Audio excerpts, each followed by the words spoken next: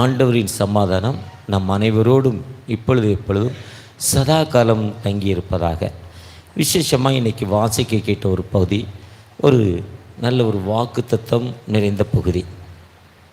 கவலைப்படாத, மகிழ்ந்து கலிகூறு என்ற வார்த்தையோடு ஆரம்பிக்கிறார்.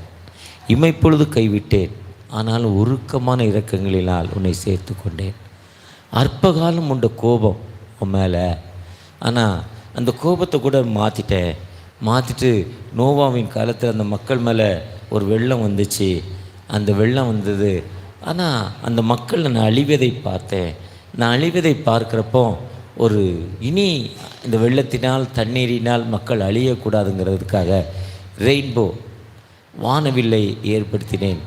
உனக்கும் எனக்கும் நித்திய உடன்படிக்கை, இனி தண்ணீரினால் நான் மனிதனை அழிக்க மாட்டேன்ங்கிற ஒரு வாக்குத்தத்தம் தான் அந்த ரெயின்போ.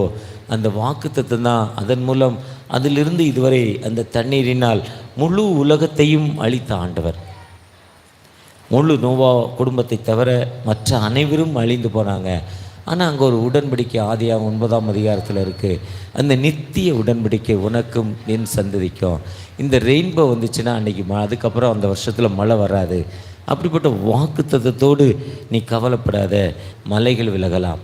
ஆண்டவர் அழகாக சொல்கிறார், மலைகள் விலகலாம், பர்வதங்கள் நிலை பெறலாம், என் சமாதானத்தின் உடன்படிக்கை உன்னை விட்டு விலகாதென்று உன்மேல் மனதுருகிற கர்த்தர் சொல்லுகிறார். மலைகள் விலகலாம், பர்வதங்கள் நிலைபெறலாம், என் சமாதானத்தின் உடன்படிக்கை உன்னை விட்டு விலகாதென்று அவர் நம்மோடு பண்ணின அந்த நித்திய உடன்படிக்கை.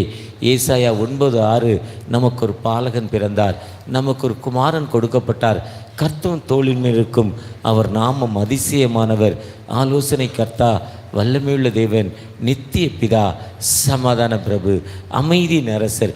என்னுடைய சமாதானத்தை உங்களுக்கு வைத்து போகிறேன், உங்களுக்கு சமாதானம் உண்டாவதாக என்று சீஷர்கள் மத்தியில் சொன்ன ஆண்டவர் உயிரோடு இருந்த பொழுது பயந்து கலங்கியிருக்க மக்கள் மத்தியில் உங்களுக்கு சமாதானம் என்று சொன்ன ஆண்டவர், என்னுடைய சமாதானத்தை உங்களுக்கு வைத்து போகிறேன், நீ கவலைப்படாதே என்று ஒரு அமைதியின் அரசராய் வந்த ஆண்டவர். இந்த உடன்படிக்கை எனக்கு ஒரு வாக்குத்தத்தத்தை கொடுத்த ஆண்டவர், உங்களுக்கு ஒரு வாக்குத்தத்தத்தை கொடுத்தவர், ஒரு நித்திய அமைதி சமாதானத்தை நமக்கு தரும் ஆண்டவர். அவர் சொல்ல, மலைகள் விலகலாம், for the mountain shall depart and the hills be removed, but the kindness shall not depart from the, neither shall the covenant of my peace be removed, saith the Lord had mercy on thee. அவருடைய கிருபை, அவருடைய இரக்கம் என்னை விட்டு நீங்காது. நமக்கு ஒரு சமாதானத்தை கொடுத்த ஆண்டவர். அந்த ஆண்டவர் நித்திய நீங்கள் கொடுத்தீங்களேப்பா, எனக்கே அந்த சமாதானம் என்னை விட்டு போச்சுன்னு கேட்குறப்போ அவர் விடுதலை கொடுக்கும் ஒரு உயிருள்ள ஆண்டவர் நம்மோடு கடந்து வந்திருக்கிறார். அதை தொடர்ந்து ஒரு வர்றப்போ சொல்கிறாரு, சிறுமைப்பட்டவளே நீ ஏன் கஷ்டப்படுற? 11ஆவது வசனத்தில் சொல்கிறார், சிறுமைப்பட்டவளே, பெருங்காற்றில் அடிபட்டவளே, தேற்றப்பட்டவளே. ஏசாயா 40:1 என் ஜனத்தை ஆற்றுங்கள் சொன்ன மாதிரி, comfort my people says the Lord, ஆண்டவர் சொல்லுகிறார். நீ ஏன் சிறுமைப்பட்டிருக்க? நீயா நான் உன்னை தேற்ற ஆண்டவர், என்னை தேற்றி கரம் பிடித்து வந்த ஆண்டவர், அவர் ஒரு காலம் கைவிடாத ஆண்டவர். அந்த உன் பிள்ளைகள் எல்லாம் கர்த்தரால் போதிக்கப்பட்டிருப்பார்கள், உன் பிள்ளைகளுடைய சமாதானம் உனக்கு பெரிதாக இருக்கும். ஒருவேளை இன்றைக்கி பிள்ளைகள் நிமித்தம் நிறைய பேருக்கு அமைதி குறைவு. ஏன்னா இன்றைக்கி இருக்கிற செல், இன்றைக்கி இருக்கிற கம்ப்யூட்டர், இன்றைக்கி இருக்கிற இன்டர்நெட், இடையில் வந்த கொரோனா காலங்கள், பிள்ளைகள் நிறைய வாலிப பிள்ளைகள் இன்றைக்கி கஞ்சானால், குடியினால் 22-23 வயது பிள்ளைகளுடைய லைஃப் ரொம்ப மோசமாக இருக்குது. நிறைய பேரண்ட்ஸ் அழுகிற நிலைமை, என் பிள்ளை இப்படி இருக்கா, என் பிள்ளை சரி வரல, இப்படிப்பட்ட கஷ்டத்தில் இருக்கிறா. நிறைய லவ் மேரேஜஸ், அலைன்ஸ் மேரேஜ் ரொம்ப குறைஞ்சிக்கிட்டே இருக்குது. நிறைய டைவர்ஸ் கோர்ட்டு 9-8 கோர்ட் இருக்கான். ஹைகோர்ட்டில் டைவர்ஸ் பண்ணுற கோர்ட்டு 8 கோர்ட் இருக்கான். இருக்கிற கேஸில் 30 விழுக்காடு கிறிஸ்தவ டைவர்ஸ் தானா. கிறிஸ்தவத்தில் இருந்த மக்கள் தான் கல்யாணம் பண்ணி டைவர்ஸில் இருக்காங்களாம். 9, 7, 8 கோர்ட்டில் அவ்வளோ ஃபுல் கேஸாக ஒரு நாளைக்கு கிட்டத்தட்ட 8 கோர்ட்லேயும் சேர்த்து ஒரு 30-40 கேஸ் முடியுதான் ஒரு நாளைக்கு டைவர்ஸில். ஒரு அமைதியற்ற நிலைமை. அப்படிப்பட்ட அமைதியற்ற நிலைமையில் ஆண்டவர் உன் பிள்ளைகள் சமாதானத்தினால் போதிக்கப்பட்டிருப்பார்கள்னு சொல்லிட்டு உனக்கு விரோதமாய் உருவாக்கப்படும் எந்தவித ஆயுதமும் வாய்க்காதே போகும்.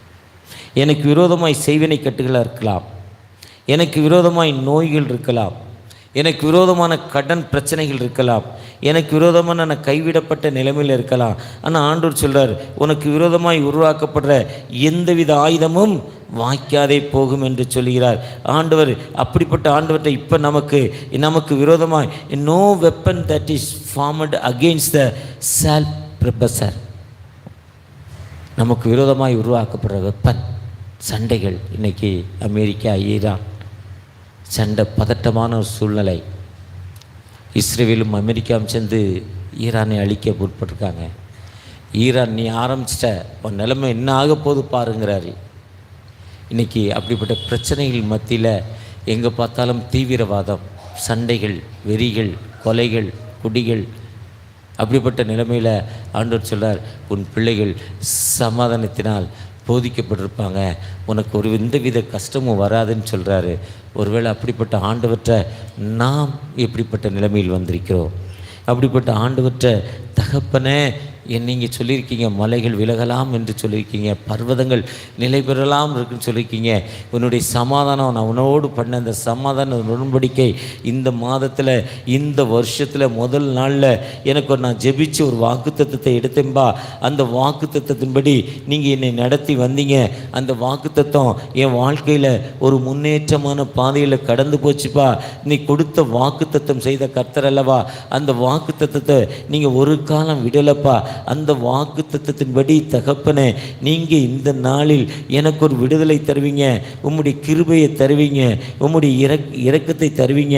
அந்த வாக்குத்தத்தத்தை எனக்கு நீங்கள் தாங்க தகப்பனே. கொடுத்த வாக்குத்தத்தத்தை எனக்கு நிறைவேற்றுங்க தகப்பனே.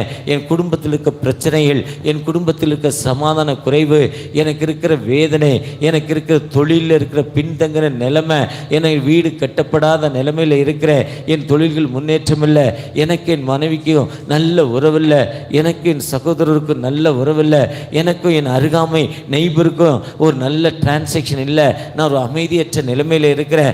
அமைதியற்ற நிலைமையில் எனக்கு விரோதமாய் அவங்க கோர்ட்டுக்கு போயிருக்காங்க, கேஸுக்கு போயிருக்காங்க, போலீஸ் ஸ்டேஷனுக்கு போயிருக்காங்க. எனக்கு விடுதலை இல்லை, ஒரு கஷ்டமான சூழ்நிலையில் இருக்கிறேன், எனக்கு ஒரு விடுதலை கிடைக்காதா என்று கேட்கிறப்போ நிச்சயமாக ஆண்டவர் சொல்கிறார், ஏசாயா 54:1, பிள்ளை பெறாத மனைவியே மகிழ்ந்து கலிகூறுன்னு சொல்லிட்டு சொல்கிறாரு. இனி நோவாவின் காலத்தில் உண்டான வெள்ளம் இந்த பூமியில் வராது, மலைகள் விலகலாம், பர்வதங்கள் நிலை பெறலாம், என் சமாதானத்தின் உடன்படிக்கை உன்னை விட்டு விலகாது என்று உன்மேல் மனதுருகிற கர்த்தர் சொல்கிறாரு. உனக்கு விரோதமாய் உருவாக்கப்படும் எந்தவித ஆயுதமும் வாய்க்காதே போன்னு சொல்கிறாரு. ஒருவேளை எனக்கு விரோதமாய் இப்படிப்பட்ட கஷ்டங்கள், வேதனைகள் இருக்கிற அந்த வேதனையிலிருந்து நீங்கள் ஒரு முழுமையான விடுதலை தாங்க, ஒரு ஆசீர்வாதத்தை தாங்கன்னு கேட்கிறப்போ, இந்த லெந்து காலத்தில், இந்த மனமாற்றத்தின் காலத்தில் ஆண்டவர் நிச்சயமாகவே ஒரு விடுதலை தரும் ஆண்டவர், நிச்சயமாகவே ஒரு வாழ்வு தரும் ஆண்டவர். அவர் சொன்னது தாங்க, அந்த சொன்னதை விட்டு ஒரு காலம் மாற மாட்டாருங்க.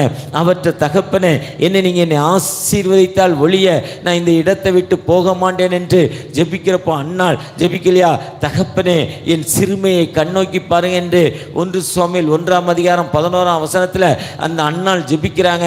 ஜெபித்து அப்புறம் அந்த அம்மா துக்கமாகவே இருக்கலை, கவலைப்படலை. டு நாட் worry about, உங்கள் இதயம் கலங்காது இருப்பதாக. அந்த அம்மா அதுக்கப்புறம் கவலைப்படவே இல்லை, அப்படியே போய் சந்தோஷமாக வீட்டுக்குள்ளே போயிடுச்சு. ஆனால் ஏற்ற உற்பத்தி காலத்தில் ஒரு குழந்தையை கொடுத்துட்டார் ஆண்டவர். யாக்கோபு கைவிடப்பட்ட நிலைமையில் வந்தபோது யாக்கோபு தரிசனம் ஆண்டவர், பயப்படாதே நான் உன்னோடு இருக்கிறேன் என்று சொன்ன பொழுது அவர் சொல்கிறார், இது லூஸ் இல்லை, பெத்தேல், வானத்தின் வாசல், ஆண்டவருடைய வீடு, இது பெத்தேல், ஆண்டவருடைய வீடு சொல்லிட்டு, எனக்கு நீங்கள் கொடுத்தீங்கன்னா நீங்கள் எனக்கு உணவு கொடுங்க, உடை கொடுங்க, என் தேசத்திற்கு என்னை திரும்ப வர பண்ணுவீரானால் நான் உனக்கு தசமபாக செலுத்துகிறேன்னு சொல்லிட்டார். ஆனால் மறந்துட்டார். மறந்த பிறகு ஆதியாகமம் 31:13 ஆண்டவர் பேசுகிறார், ஏய் ஒரு கல்லை எடுத்து என்ன வார்த்தல்ல, ஜெபம் பண்ணல, நீ செஞ்சியா? கடவுள் மெமரி பண்ணுறார். உடனே ஆண்டவருக்கு தசமபாக செலுத்துகிறான், பலி செலுத்துகிறார். நாமும் ஏன் அந்த வாக்குத்தத்தத்தை நிறைவேற்றலை, ஏன் நிறைவேற்றலைன்னு கேட்குறப்போ, எனக்கு இந்த வருஷத்தில் கிடைக்கப்பட்ட வாக்குத்தத்தம், கர்த்தர் நம்மை நினைத்திருக்கிறார், அவர் ஆசீர்வதிப்பார். நம்முடைய தாழ்மையில் நம்மை நினைத்தவரை துதியுங்கள், அவர் நல்லவர், அவர் கிருபை என்றும் உள்ளது. என்னுடைய தாழ்மையான நிலைமை இருக்குப்பா, அதில் என்னை நினைச்சிட்டிங்க, ஒரு கிருபை உள்ளதுன்னு அவர் ஜெபித்த பொழுது ஒரு பெரிய மாற்றத்தை ஆண்டவர் கொடுப்பார். இந்த 2 நாட்களில் ஆண்டவர் ஏன்னா பக்தி உள்ளவனை தமக்காக தெரிந்து கொண்டார்.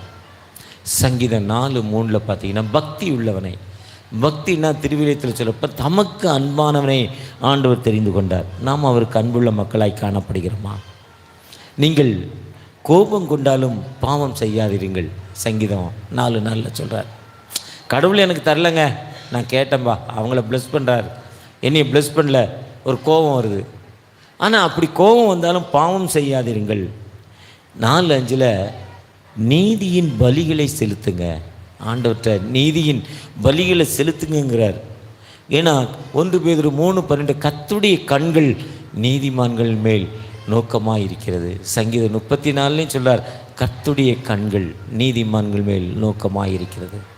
அவர் நம்மளை பார்த்துக்கிட்டே இருக்கிறார், அதனால் கவலைப்பட வேண்டாம். அதனால் இந்த லெந்து காலத்தில் நாம் இது ஒரு பாவ நிவர்த்தனை செய்யும் காலம். பாவத்தை விட்டுட்டு பாவ மன்னிப்பை பெற்றுக்கொள்கிற ஒரு காலம். அதுதான் அதிகாலை ஒவ்வொரு நாளும் அநேகர் நம்ம திருச்சபையில் சர்ச்சுக்கு வந்துடுறோம். காலையில் அந்த ப்ரேயரில் நம்மளை இணைத்து கொள்கிறோம். ஆண்டோடைய ப்ரேயரில் சங்கீதம் 51 தேவனே உமது கிருபையின்படி எனக்கு இறங்குங்க, மும்மது மிகுந்த இரக்கங்களின்படி என்னை நீங்கள் பாதுகாத்து கொள்ளுங்க. என் தாய் என்னை பாவத்தில் கற்பந்தரித்தா சொல்லி அவருடைய சன்னிதானத்தில் நம்ம பாவ நிவர்த்தனை, நம்ம விட்டு என்னை மன்னிங்கப்பா, எனக்கு விடுதலை கொடுங்கப்பான்னு கேட்குறோம். விடுதலை கொடுத்துட்டு நிச்சயமாக ஆண்டவர் என்னை உயர்த்துவாருங்கிற விசுவாசம், நம்பிக்கை. கர்த்தரை நம்புகிறவன் செழிப்பான், கர்த்தரை நம்புகிறவன் உயர்ந்த அடைக்கத்தில் வைக்கப்படுவான், கர்த்தரை நம்புகிறவன் வெட்கப்படுவதில்லை. சங்கீதம் 71:1 கர்த்தாவே நான் உண்மை நம்பி இருக்கிறேன், ஒரு காலம் வெட்கம் அடையாது. இப்படி செய்யுங்க, டூ நாட் ஷேம். என் வாழ்க்கையில் நான் வெட்கமே அடையக்கூடாதுப்பா. என் வாழ்க்கையில் இப்படிப்பட்ட விபத்தினால, இப்படிப்பட்ட ஆக்சிடென்ட்னால, இப்படிப்பட்ட கைவிடப்பட்ட நிலைமையில், நான் வெட்கப்பட்ட நிலைமையில் இருக்கிறேன். எனக்கு என்னுடைய பெற்றோர்களுக்கு விரோதமாய், சகோதரருக்கு விரோதமாய் நான் இதை செய்ததால் இப்படி வாழ்க்கையில் இப்படிப்பட்ட வேதனையால் வெட்கப்பட்டிருக்கிறப்பா. அந்த வெட்கம் எனக்கு வேண்டாம், அந்த ஷேம் என் வாழ்க்கையில் வேண்டான்னு விசுவாசத்தோடு ஜெபித்து அவற்றை அன்பு செலுத்துகிறப்போ, அதுதான் அன்புனா பக்தி. பக்தினா அதுதான் சங்கீதம் 4:3 பக்தியுடனே ஆண்டவர் தமக்காக தெரிந்து கொண்டார். அந்த அன்பு செலுத்துகிறப்போ அவர் இந்த 2 காலத்தில் நமக்கு வாக்கு கொடுக்கிறார். மலைகள் விலகலாம், பர்வதங்கள் நிலை பெறலாம், என் சமாதானத்தின் உடன்படிக்கை உன்மேல் இருக்கிறது என்று உன்மேல் மனதுருகிற கர்த்தர் சொல்கிறார். இந்த ஃபைனான்ஸ் காலத்தில் ஃபைனான்ஸுடைய அடுத்த மாதம் புது கணக்கு, ஏப்ரல் புது கணக்கு. இந்த ஃபைனான்ஸில் கடைசி மாதம் 31ஆம் தேதியில் என்னுடைய ஃபைனான்ஸ் இவ்வளோ துண்டு விழுதுப்பா, இவ்வளோ கஷ்டம் இருக்குது, இவ்வளோ வேதனை இருக்குது, எனக்கு ஒரு விடுதலை தாங்கன்னு கேட்குறப்போ நிச்சயமாக ஒரு விடுதலை கொடுக்கும் இந்த ஆண்டவர். அவர் சொல்ல, என்னை நோக்கி கூப்பிடு, அப்பொழுது நீ அறியாதும் எட்டாதுமான பெரிய காரியங்களை உனக்கு வாக்கி செய்வார்னு சொல்கிறாரு. அந்த ஆண்டவர் நம்மோடு கடந்து வந்திருக்கிறார். கடந்த நாட்களில் என் ஐஎம்எஸுடைய ஒரு மிஷன் டூர் போயிருந்தேன். இன்னைக்கு மிஷனில் அவ்வளவு கஷ்டமாக, சர்ச்சை திறக்க முடியல, சர்வீஸ் நடத்த முடியல, ஒரு ட்ராக்ஸ் கொடுக்க முடியல, ஒரு வீட்டில் போய் ஜெபம் பண்ண முடியல. உடனே இவன் மதம் மாற்றான அவன் மேலே ஒரு எஃப்ஐஆரை போட்டு உள்ளே வச்சிட்றாங்க, உடனே ஜெயிலுக்கு போயிடறான். ஒரு ஜெபம் பண்ண முடியல. இதேமாதிரி ஜெபம் நடக்கிற இடத்துல தீவிரவாதிகள் வந்து ஃபோட்டோ எடுத்து செல்லில் உடனே ஃபோட்டோ எடுத்து இவங்க மதம் மாற்றுறாங்கன்னு உடனே ஒரு ரிப்போர்ட் கொடுத்த உடனே அந்த மிஷினரி, நிறையா மிஷினரிகள் இன்றைக்கி ஜெயிலில் இருக்காங்க, நிறைய தமிழ் மிஷினரிகள், இவாஞ்சலிஸ்ட்டு. அதன் மத்தியிலையும் ஆண்டவர் அற்புதமாக அந்த பீகார் மாநிலத்தில், வெஸ்ட் பெங்கால்லேருந்து பீகார் இடையில் உள்ளே போய் சர்ச்சை திறந்தோம். அந்த மக்களுடைய கூடுகை பார்த்திங்கன்னா, அந்த மக்களுடைய உற்சாகத்தை பார்த்திங்கன்னா, அந்த மக்களுடைய விடுதலையை பார்த்திங்கன்னா, அப்படி அர்ப்பணிப்போடு அந்த மக்கள்கிட்ட போகிறதுக்கு ரோடு இடையில ஒரு ஆறு, அந்த ஆற்றுக்குள்ளே தான் எங்கள் காரு போச்சு. ஆற்றுக்குள்ளே இறங்கி ஆற்றை தாண்டி ஒரு அடி தண்ணியில் தான் கார் போச்சு. அப்போ அந்த மக்களுக்கு வேறு போக்குவரத்தே இல்லை. கைவிடப்பட்ட நிலைமையில் அந்த மக்கள் பாருங்கள், என்ன அர்ப்பணிப்பு, என்ன விசுவாசம்.